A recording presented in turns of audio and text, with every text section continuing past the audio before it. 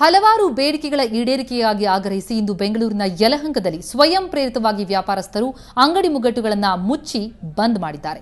ಯಲಹಂಕದಲ್ಲಿ mother dairy ಕಾರ್ಖಾನೆಯಿಂದ ಸುತ್ತಮುತ್ತಲಿನ ಪರಿಸರಕ್ಕೆ ಮಾರಕವಾಗಿದೆ. ಅಲ್ಲದೆ ಪದೇ ಪದೇ ವಿದ್ಯುತ್ ಕಡಿತ ಮಾಡ್ತಾ ಇರೋದನ್ನು ಖಂಡಿಸಿ ಇಂದು ವ್ಯಾಪಾರಸ್ಥರು ಸ್ವಯಂ ಪ್ರೇರಿತವಾಗಿ ಅಂಗಡಿಗಳನ್ನು ಮುಚ್ಚಿ ಅಧಿಕಾರಿಗಳ ವಿರುದ್ಧ ತಮ್ಮ ಆಕ್ರೋಶವನ್ನ ವ್ಯಕ್ತಪಡಿಸಿದ್ದಾರೆ. ಯಲಹಂಕದಲ್ಲಿ ನಡೀತಾ ಇರುವಂತಹ ಘಟನೆ ಇದು. ಸ್ವಯಂ ಪ್ರೇರಿತವಾಗಿ ಅಲ್ಲಿರುವಂತಹ ಅಂಗಡಿ ಮುಗ್ಗಟ್ಟುಗಳನ್ನು ಮುಚ್ಚಿ ವ್ಯಾಪಾರಸ್ಥರು ಮದರ್ ಡೇರಿಯಿಂದ ಆಗ್ತಾ ಇರುವಂತಹ ಪರಿಸರ ಮಾಲಿನ್ಯದ ವಿರುದ್ಧ ತಮ್ಮ ಆಕ್ರೋಶವನ್ನ ವ್ಯಕ್ತಪಡಿಸಿದ್ದಾರೆ.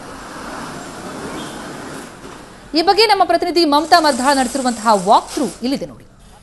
ಹಲವಾರು ಬೇಡಿಕೆಗಳನ್ನ ಇಟ್ಕೊಂಡು ಇವತ್ತು ಯಲಹಂಕ ಬಂದ್ಗೆ ಕರೆ ನೀಡಲಾಗಿದೆ. ಇಲ್ಲಿ ನಾವು ಈಗ ಯಲಹಂಕದಲ್ಲಿದ್ದೀವಿ. ಯಲಹಂಕದಲ್ಲಿ ಯಾವ ರೀತಿ ಬಂದ್ಗೆ ಸಪೋರ್ಟ್ ಮಾಡ್ತಾ ಇದ್ದಾರೆ ಅನ್ನೋದನ್ನ ನೋಡಬಹುದು.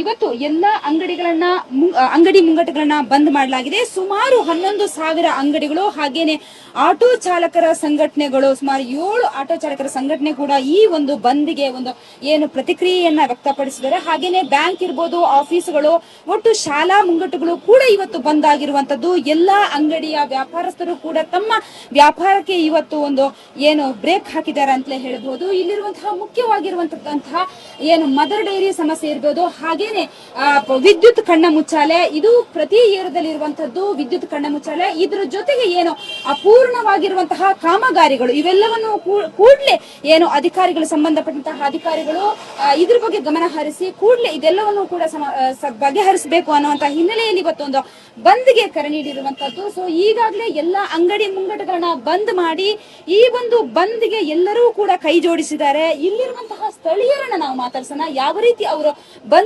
ಕೈ ಜೋಡಿಸಿದ್ದಾರೆ ಅನ್ನೋದನ್ನ ಕೇಳೋಣ. ಸರ್ ನಮಸ್ತೆ. ಈಗ ಇಲ್ಲಿ ಇಷ್ಟೊಂದು ಅಂಗಡಿಗಳು ಕೂಡ ಬಂದ್ ಆಗಿದ್ದಾರೆ. ಸೊ ನೀವು ಕೂಡ ನಿಮ್ಮ ಅಂಗಡಿಯನ್ನ ಬಂದ್ ಮಾಡಿದ್ದೀರಾ ಅಥವಾ ಹೇಗೆ ಅವರಿಗೆ ಸಪೋರ್ಟ್ ಮಾಡ್ತಾರೆ? ಯಾಕಂತ ಹೇಳಿದ್ರೆ ಇದು ಏನು ಆರ್ಗನೈಸೇಷನ್ ಮಾಡಿದಾರೆ ಅವರು ನಿಜವಾಗ್ಲೂ ಅದ್ಭುತ. ಯಾಕಂದ್ರೆ ಯಾರು ಈ ಕೆಬಿ ವಿಚಾರವಾಗಿ ಇದನ್ನ ನಿಜವಾಗ್ಲೂ ಇದು ನೋಡಿಲ್ಲ ನಾನು.